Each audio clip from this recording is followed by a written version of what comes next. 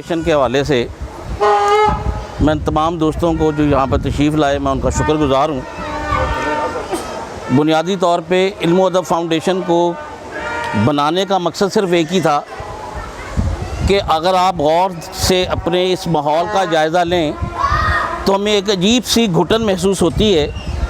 گو کہ ترقی سب نے کی ہے، لیکن بڑی بڑی عمارتیں بن گئیں، بڑے ہمارے پاس ترقی کے تمام جو مراحل ہیں وہ ہمارے سامنے ہیں، لیکن اس کے باوجود جس چیز کی سب سے زیادہ کمی ہے وہ ہے قدر کم ہوتی چلی گئی، احترام ختم ہوتا چلا گیا۔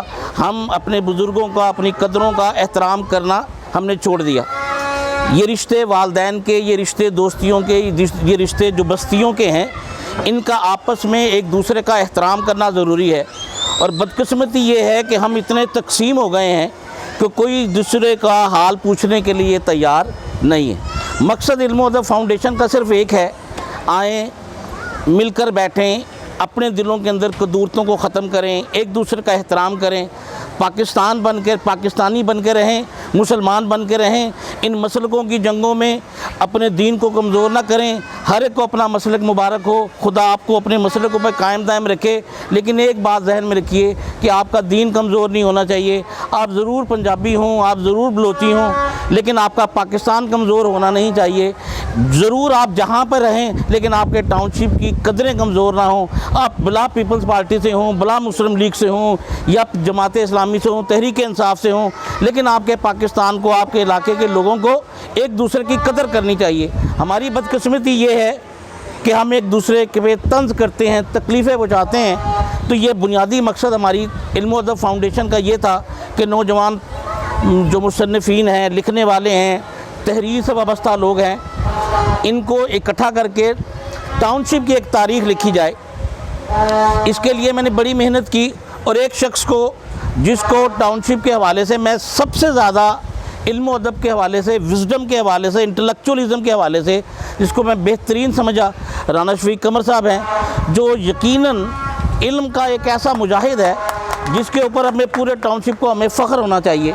اس کے ساتھ میں نے اپنی ذاتی طور پہ اکمل ہاشمی صاحب، اجمل تو برخودار محنت کر ہی رہا ہے اس ادارے، اس پورے ٹاؤن شپ میں، سیف صاحب ہیں، افضال میرا ابا آیا، یہ وہ لوگ ہیں جنہوں نے ٹاؤن شپ میں احترام کو، ادب کو، ٹالرنس کو جو ہے نا اس معاشرے میں دیا ہے۔ یہ وہ لوگ ہیں جو اب بھی تمام مخالف ہونے کے باوجود بھی بغیر یہ جانے ہوئے کہ کوئی ہمارا مخالف ہے خدمت کر رہے ہیں۔ تو میری گزارش آپ تمام اہل ٹاؤن شپ سے یہی ہے کہ آئیں یار مل کر اس گھٹن کو دور کریں، ایک دوسرے کا احترام کریں۔ یہ نہ ہو کہ یہاں سے اٹھیں، تھوڑے دور قدم پہ جائیں اور ایک دوسرے کے چغل خوری کرنا شروع کر دیں، حسد کرنا شروع کر دیں، برا کہنا شروع کر دیں۔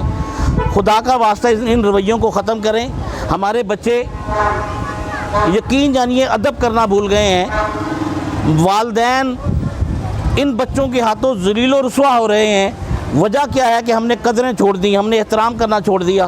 ہم یہاں کچھ اور کہتے ہیں اور انہی بچوں کے موجودگی میں کہیں دور اور کچھ کہتے ہیں۔ تو ہم ایک تاریخ ٹاؤن شپ لکھنے کی کوشش کر رہا ہوں، میں کوشش کر رہا ہوں کہ یہاں سے جتنے بھی محترم دوست ہیں، ادب کو سمجھتے ہیں، حیا کو سمجھتے ہیں، اتحاد کو سمجھتے ہیں، یونٹی کو سمجھتے ہیں، ہم ان کو اکٹھا کریں اور پھر ایک بڑی غیر جانبدارانہ انداز میں ٹاؤن شپ کے حوالے سے تاریخ لکھیں، اور مختلف جو پڑھے لکھے لوگ ہوں ان کی ایک انجمن بنائی جائے۔ ایک court of justice of township بنایا جا رہا ہے، یہ جملہ پھر سن لیں، court of justice of township. اس میں 20 وہ لوگ ہیں جو کہ انتہائی معتبر لوگ ہیں، بیوروکریٹ شامل ہیں، اس میں 1-2 سیشن جج شامل ہیں، وکلاء شامل ہیں، سینئر بیوروکریٹ شامل ہیں، پروفیسرز شامل ہیں۔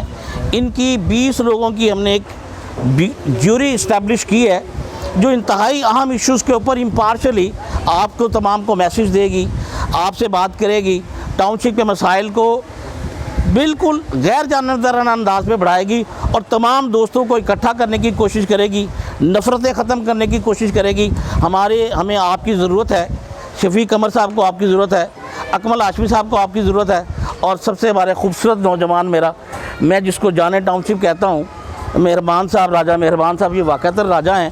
اللہ ان کو، ان کے گھر والوں کو، ان کے بچوں کو، ان کی بیگم صاحبہ کو عزت دے، زندگی دے، صحت دے، ایمان دے، اور اس طرح یہ کام سفر جو ہے وہ چلے ہم آپ سے گزارش یہی کر رہے ہیں آخری جملہ کہ کیا آپ مہربانی کریں اس نیک عمل میں آپ ہمارا جہاں پر بھی ہوں ہمارا ساتھ دیں بالکل اللہ کو حاضر ناظر جان کے. ہمیں کسی سے کوئی مقصد نہیں مطلب نہیں ہے, صرف مقصد وہی ہے کہ جڑ جائیں, ایک دوسرے کا احترام کریں اور ادب کریں.